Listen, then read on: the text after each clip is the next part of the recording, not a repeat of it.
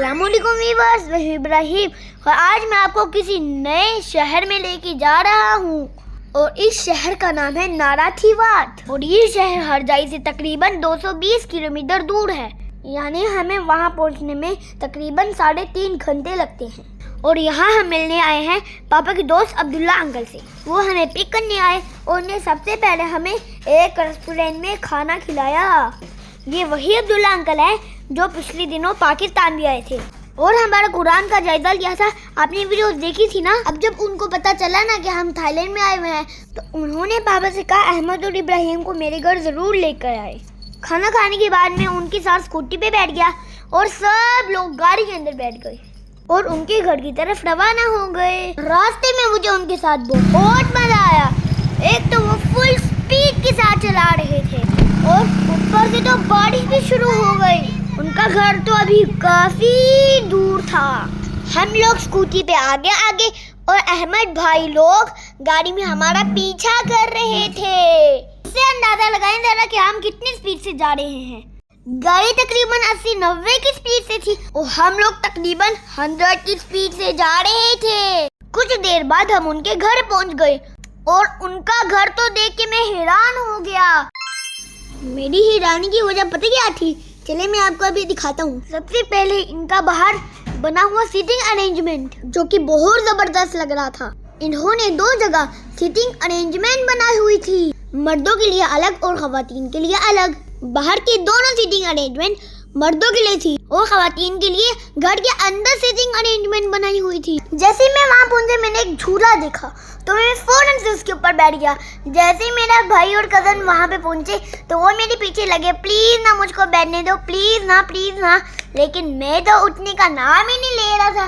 मैंने कहा चलो भागो, किसी को मैंने नहीं बैठने देना।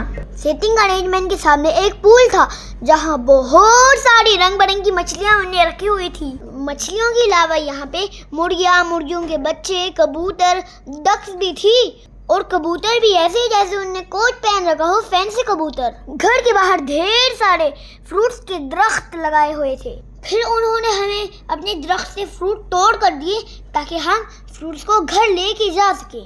और एक फ्रूट तो अभी तक हमने खाया नहीं क्योंकि वो बहुत बड़ा था। उनके घर बहुत ज़्यादा स्टे करने के बाद उन्होंने कहा कि चलें आज मैं आपको समंदर किनारे लेके जाता हूँ। वो पापा के साथ अपनी गाड़ी में और हम अपनी गाड़ी में, वो आगे आगे हम पीछे पीछे। रास्ते में शदीद बारिश शुरू होगी लेकिन अभी भी हमने हार नहीं मानी। अभी भी हम चलते हुए समंदर की तरफ जा रहे थे। आधे रास्ते के बाद जब हमने आगे देखा तो आगे तो बारिश का नामो निशान भी नहीं था और ये वक्त हो चुका था मदरसे से बच्चों की छुट्टी का। ये सब बच्चे मदरसे के स्टूडेंट्स हैं।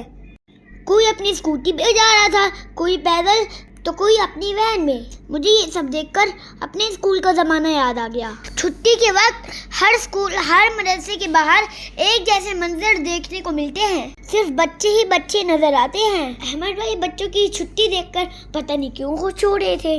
अब हो चुका था असर की नमाज का टाइम तो हमने मस्जिद में जाके सबसे पहले असर की नमाज अदा की और फिर साहिले समंदर की तरफ रवाना हो गए। ये बीच भी समीला बीच की तरह बहुत खूबसूरत था और यहाँ साहिलों पे मैंने एक बात नोट की। पता है क्या? यहाँ साहिलों पे तो बहुत दरख्त लगे होते हैं और हमारे पाकिस्तान की साहिलों पर एक भी हमें दरख्त नहीं दिखता। दरख्तों की वजह से ही यहाँ के साहिल खूबसूरत नजर आते हैं। ओए, ये वॉइस ओवर करते हुए तो मुझे एक सीक्रेट पता चल गया कि अहमद भाई ने हमसे छुपकर बोतल पी और मुझको पिलाई ही नहीं।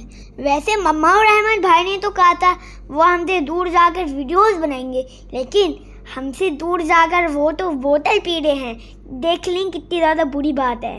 और अब मैं बिल्कुल नहीं छोड़ूंगा। अब तो मैं अपने पापा को भी बता दूंगा ये सब कि वीडियोस बनाने के बहाने हमसे चीज़ें छुप छुप कर खाते हैं। कंजूस मम्मा और कंजूस भाई। वापसी पे हमें पापा के एक और दोस्त मिल गए जिनने कहा रात का खाना मेरी तरफ से।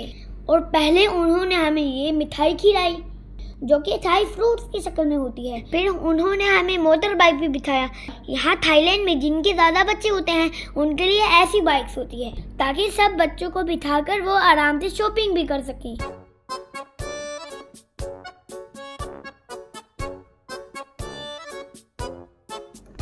वो हमें बहुत वीरान जगह पे लगे, लेकिन वहाँ तो बहुत खूबसूरत रेस्टोरेंट था जहाँ खाना बहुत मजेदार था। पहले तो मुझे लगा इतनी वीरान सी जगह पे एक रेस्टोरेंट, यहाँ पे कौन आता होगा, लेकिन जैसे मैं अंदर गया तो बहुत से लोग रेस्टोरेंट के अंदर बैठ के खाना खा रहे थे।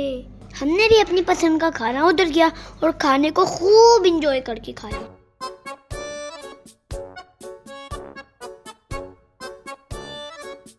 ये देखिए रेस्टोरेंट के हर तरफ कितना वीरान लग रहा है, लेकिन अल्लाह ताला यहाँ भी इनके लिए कस्टमर भेज रहे हैं। खाना खाने के बाद हम अब्दुल्ला अंकल से मिले, उसके बाद वापस घर की तरफ चल पड़े।